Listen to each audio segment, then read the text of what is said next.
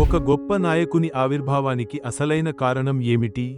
అధికారం, తెలివితేటలు, లేదా కఠినమైన నిర్ణయాలను తీసుకోవడం? 5000 సంవత్సరాలకు ముందు కురుక్షేత్ర యుద్ధ భూమిలో భగవానుడు శ్రీకృష్ణుడు అర్జునునికి శక్తివంతమైన నాయకత్వ పాఠాలను అందించాడు.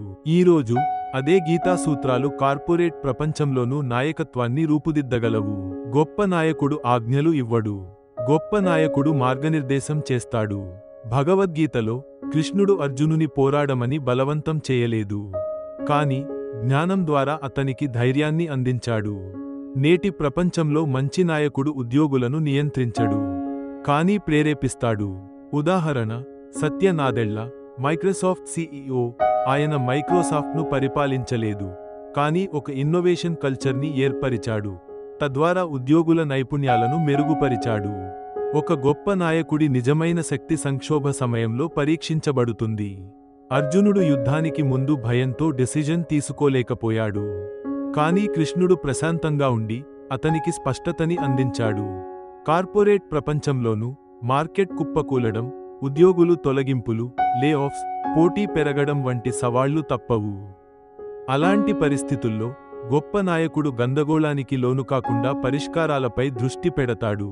ఉదాహరణ: గూగుల్ సీఈఓ సుందర్ పిచాయ్. గత సంవత్సరంలో గూగుల్ పెద్ద ఎత్తున ఉద్యోగులను తొలగించాల్సి వచ్చింది.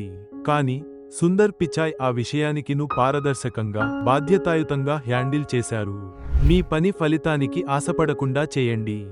కృష్ణుడు అర్జునునికి చెప్పిన నిష్కామ కర్మ సిద్ధాంతం: ఒక వ్యక్తి తన పని పట్ల నిబద్ధతతో ఉండాలి, కానీ ఫలితాలపై ఆధారపడకూడదు.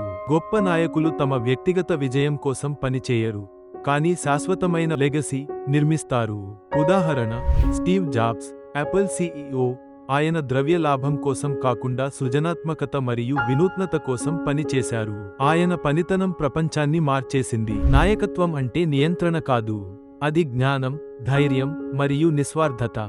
భగవద్గీత మనకు చెప్పేది ఏమిటంటే, అసలైన నాయకులు మార్గనిర్దేశం చేస్తారు మరియు ఎటువంటి విపత్తును అయినా ఎదుర్కొంటారు. ఈ విధంగా భగవద్గీతలోని మరిన్ని నాయకత్వ పాఠాలు తెలుసుకోవాలనుకుంటున్నారా? లైక్ చేయండి, షేర్ చేయండి మరియు తదుపరి ఎపిసోడ్ కోసం సబ్స్క్రైబ్ చేయండి.